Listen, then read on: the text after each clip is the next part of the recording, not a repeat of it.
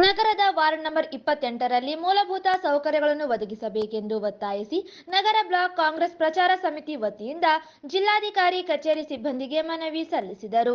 ನಗರದ ward number 28ರ ಹೊಸ ಆಶ್ರಯ ಕಾಲೋನಿ ಹಾಗೂ ಹಳೆ ಆಶ್ರಯ ಕಾಲೋನಿಗಳಲ್ಲಿ ಚರಂಡಿ ಕಾಲುವೆ, ವಿದ್ಯುತ್ ದೀಪ, ರಸ್ತೆ, ಶೌಚಾಲಯ ಸೇರಿದಂತೆ ಇತರೆ ಮೂಲಭೂತ ಸೌಲಭ್ಯಗಳನ್ನು ಒದಗಿಸಿಕೊಡಬೇಕೆಂದು ಮನವಿ ಮಾಡಿದರು. ರಸ್ತೆ ಇಲ್ಲದೆ ಜನರು ತಿರುಗಾಡಲು ತೊಂದರೆಯಾಗುತ್ತಿದೆ. ರಸ್ತೆಯಲ್ಲಿ ನಿಂತ ನೀರು ಕೆಸರುಗದ್ದೆಯಾಗಿದೆ. ರಸ್ತೆಯಲ್ಲಿ ಬೀದಿ ದೀಪಗಳಿಲ್ಲ. ರಾತ್ರಿ ತಿರುಗಾಡಲು ತೊಂದರೆಯಾಗಿದೆ. ಹಾವು ಚೇಳುಗಳ ಹಾವಳಿ ಹೆಚ್ಚಾಗಿದೆ. ರಸ್ತೆ ಪಕ್ಕದಲ್ಲಿ ಜಾಲಿ ಗಿಡಗಳು ಬೆಳೆದಿದ್ದು ತೆರವು ಮಾಡಬೇಕೆಂದು ಒತ್ತಾಯಿಸಿದರು.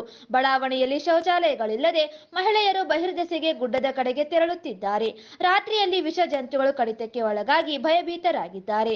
ನಗರಸಭೆ ಸದಸ್ಯರಿಗೆ ಹಾಗೂ ಸಂಬಂಧಪಟ್ಟ ಅಧಿಕಾರಿಗಳ ಗಮನಕ್ಕೆ ತಂದರೂ ಇದುವರೆಗೂ ಯಾವುದೇ ಕ್ರಮ ಜರುಗಿಸದೆ ನಿರ್ಲಕ್ಷ್ಯ ವಹಿಸಿದ್ದಾರೆ ಎಂದು ಆರೋಪಿಸಿದರು. ಕೂಡಲೇ ಎಚ್ಚೆತ್ತುಕೊಂಡು ಬೇಡಿಕೆ ಈಡೇರಿಸದಿದ್ದಲ್ಲಿ ರಾಯಚೂರು ಚಂದ್ರಬಂಡ ರಸ್ತೆ ತಡೆ ಪ್ರತಿಭಟನೆ ನಡೆಸಲಾಗುತ್ತದೆ ಎಂದು ಎಚ್ಚರಿಸಿದರು. ರಾಯಚೂರು ನಗರದ ವಾರ್ಡ್ ನಂಬರ್ 28 ಹೊಸ ಆಶ್ರಯ ಕಾಲೋನಿ ಹಾಗೂ ಹಳೆ ಆಶ್ರಯ ಕಾಲೋನಿಗಳಲ್ಲಿ ಕಾಲುವೆಗಳು ಹಾಗೂ ಡ್ರೈನೇಜ್ಗಳು ಸಂಪೂರ್ಣ ಕೆಸರು ಗದ್ದೆಯಂತೆ ನಿರ್ಮಾಣಗೊಂಡಿದೆ. ಇದರಿಂದಾಗಿ ಅಕ್ಕಪಕ್ಕದ ಜನರು ಹೊಡೆದಾಡಿಕೊಂಡಿರುವುದು ಹಾಗೂ ಸಿಸಿ ರಸ್ತೆಗಳು ಇಲ್ಲದಿರುವುದರಿಂದ ಮಕ್ಕಳು, ವಿದ್ಯಾರ್ಥಿಗಳು ಹಾಗೂ ಅಭಿವೃದ್ಧಿಗಳಿಗೆ ಸುತ್ತಾಡಬೇಕೆಂಬ ಅನಾನುಕೂಲತೆ ಉಂಟಾಗಿರುತ್ತದೆ.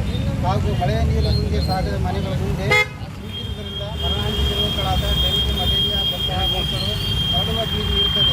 ಹಾಗೂ ಸದರಿ ಏರಿಯಾಗಳಲ್ಲಿ ಜಂಗಲ್ ಕಟಿಂಗ್ ಮಾಡದೇ ಇರುವುದರಿಂದ ಹುಲ್ಲು ಬೇಲಿಗಳ ರಸ್ತೆಗೆ ಆವರಿಸಿಕೊಳ್ಳುತ್ತದೆ. ಹಾಗೂ ರಾಜಕಾರಣದಲ್ಲಿ ತೀರದಲ್ಲಿ ತಿರುಗಾಡಲು ವಿಷಕಾರಿ ಹಾವುಗಳು ಭಯವಿರುತ್ತದೆ. ಹಾಗೂ ಶೌಚಾಲಯಗಳಿಲ್ಲದೆ ಮಹಿಳೆಯರು ಉಲ್ಲಾಸದ ಕಡೆ ಹೋಗಲು ಭಯಭೀತರಾಗಿದ್ದಾರೆ. ಈ ಸಂದರ್ಭದಲ್ಲಿ ನಗರ ಸಂಯೋಜಕ ಅನ್ವರ್, ಜಲಾಲ್, ಶೇಖ್ ಅಲಿ, ಅನ್ವರ್, ಹನುಮಂತ, ಹುಸೇನ್, ಸರ್ತಾಜ್, ಅಲ್ತಾಫ್, ಶಾಲಂ, ಅಸ್ಲಂ, ಶಂಶು, ಮಹಮ್ಮದ್, ಖಾಜಾ, ಜಮೀರ್ ಸೇರಿದಂತೆ ಅನೇಕರು ಇದ್ದರು.